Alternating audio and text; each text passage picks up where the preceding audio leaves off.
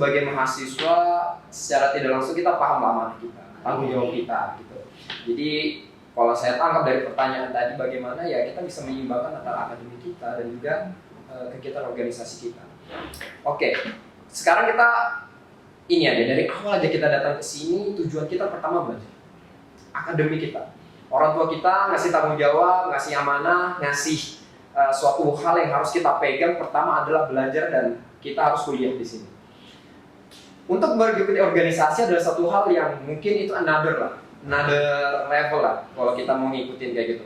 Jadi kalau menurut saya hal-hal seperti ini udah menjadi udah menjadi konsekuensi teman-teman yang ingin memasuki organisasi kayak gitu. Jadi bagaimana kita bisa menyeimbangkan antara kuliah dan juga kegiatan organisasi? Kalau saya bakal bilang yang bisa memanage itu diri kita masing-masing.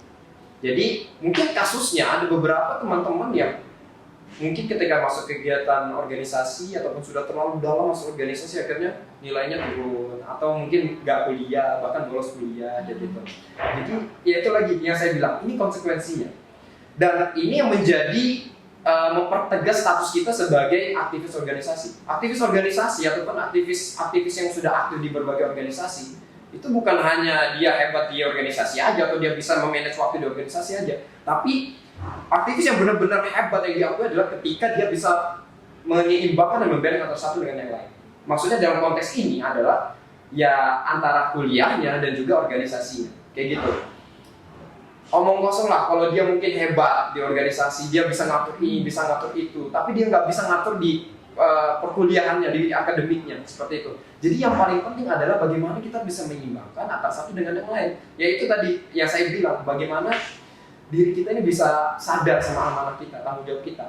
Kalau dibilang capek dan mungkin sulit, ya sulit karena kita bisa menyeimbangkan antara dua hal yang mungkin ya sangat berbeda kayak gitu. Sedangkan di satu aja, di organisasi kita sudah sangat berbeda sekali kan. Maksudnya banyak sekali kegiatan yang kita lakukan gitu, apalagi bisa kita seimbangkan antara yang kuliah kayak gitu. Jadi kalau dari pengalaman saya sendiri, based on experience, ya kita harus ada yang harus dikorbankan kayak gitu. Dan kalau saya sendiri adalah waktu itu bukan berarti kita harus nggak tidur atau kita begadang, tapi yang dimaksudkan kita harus mengorbankan waktu adalah kita bisa memakai waktu dengan sebaik-baiknya.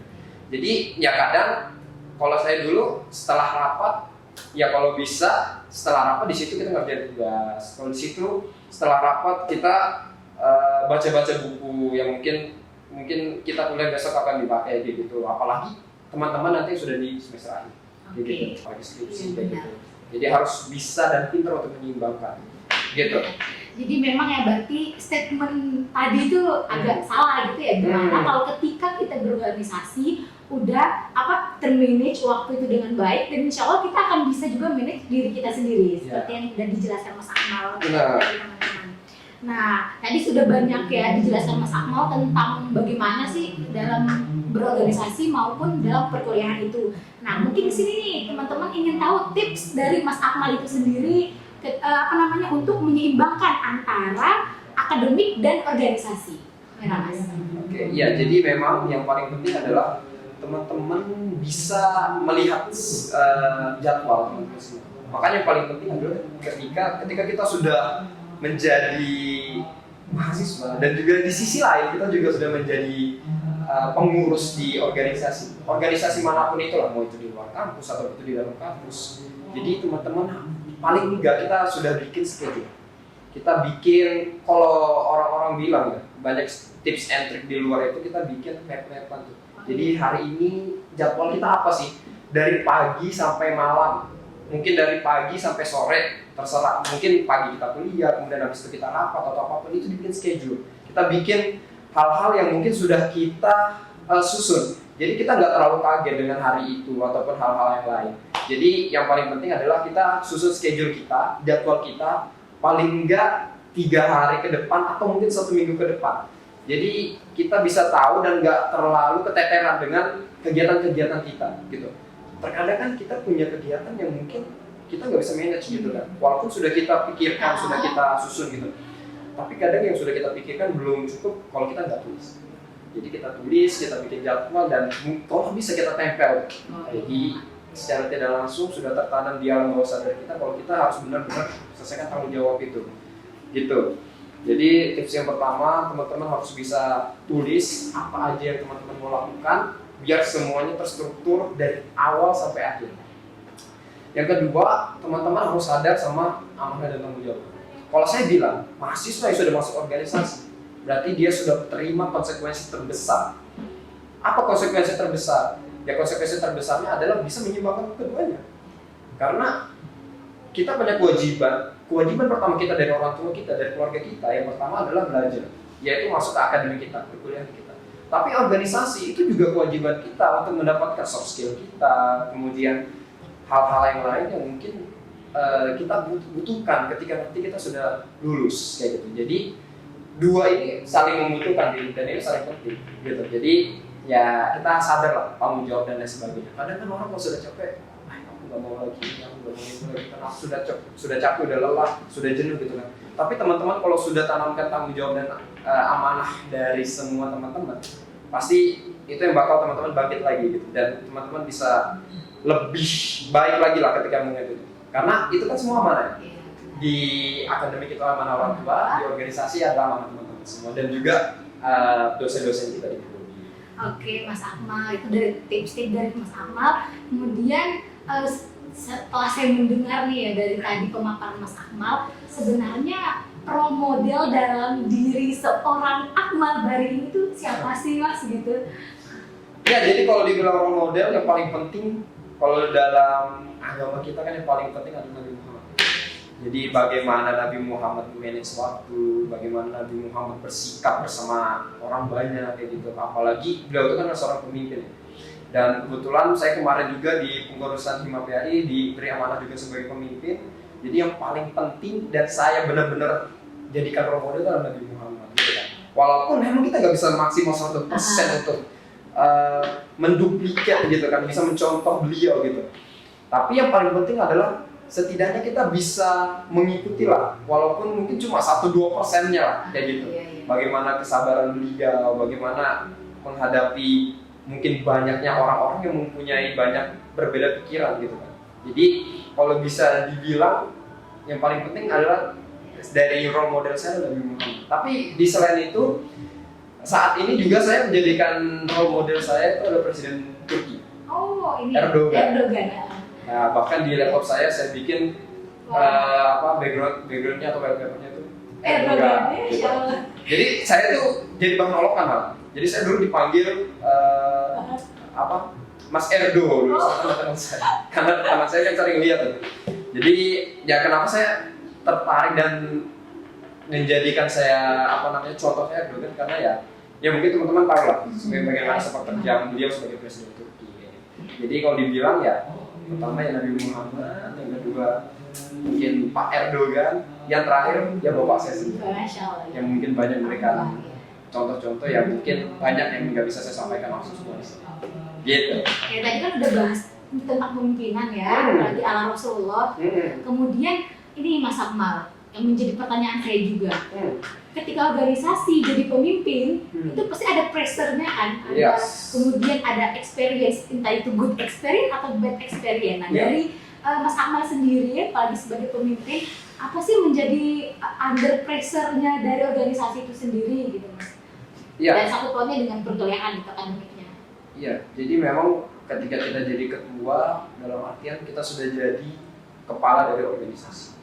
Dan tugas kepala adalah bagaimana memastikan badan, tangan, kaki, seluruh tubuh itu berjalan baik dan lancar. Begini, kalau saya bilang dan saya sudah sampaikan ke semua teman-teman saya, kalau dia menjadi kepala dan menjadi pimpinan, menjadi pemimpin khususnya itu, kalau dibilang suatu hal yang sangat banyak tanggung jawabnya sangat besar. Saya bilang sangat besar dan sangat berat kayak gitu. Karena ini menjadi posisi yang sangat fatal menurut saya. Karena kalau sudah kepalanya udah busuk, semua badan yang dibawa pasti bakal busuk. Oleh karena itu, makanya saya berusaha untuk bisa menyeimbangkan antara satu tubuh dengan tubuh yang lain. Kalau dibilang hal-hal yang menjadi menurut saya pressure-nya yang sangat banyak datang ke saya ketika saya jadi ketua itu adalah ketika apa ya namanya, permasalahan internal tadi di dalam organisasi seperti itu.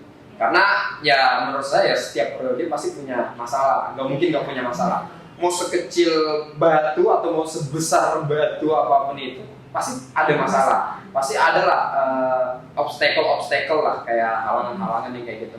Nah jadi menurut saya ya yang mungkin pressure datang itu mungkin ya dari dalam itu sendiri, karena kita nggak tahu ya apa yang terjadi di dalam itu, mungkin antara satu orang dengan yang lain, mungkin antara pribadi ini dengan yang lain, dan itu menjadikan saya punya kewajiban untuk bisa meluruskan kembali gitu, karena tidak menutup kemungkinan, dan saya secara jujur memang banyak hal yang terjadi, permasalahan terjadi di dalam kepengurusan di zaman saya waktu itu, dan itu menurut saya yang saya menjadi apa ya, pikir bukan beban juga sih, tapi suatu hal yang selalu saya pikirkan, dan itu menjadi tanggung jawab besar saya yang selalu pikirkan dari awal periode sampai saya akhir periode, sampai saya demisioner kayak gitu. Tapi seiring berjalannya waktu, karena sering sudah kita ngelakuin hal itu, kemudian sudah kita mungkin karena kita makannya sehari-hari itu kali ya, jadi udah terbiasa dan sudah inilah, maksudnya kita udah ngerti dan paham bagaimana kuncinya untuk menyelesaikan itu. Dan masalah itu buat kita kuat gitu kan? Iya benar. Kan kita berdoa gitu, semoga ya Allah kuatkan, Allah kasih masalah gitu, Benar. jadi kita kuat. Masya Allah. Dan mungkin ini terakhir ya Mas Akmal, dari ke closing statement dari Mas Akmal itu sendiri untuk Himazen dan teman-teman semua.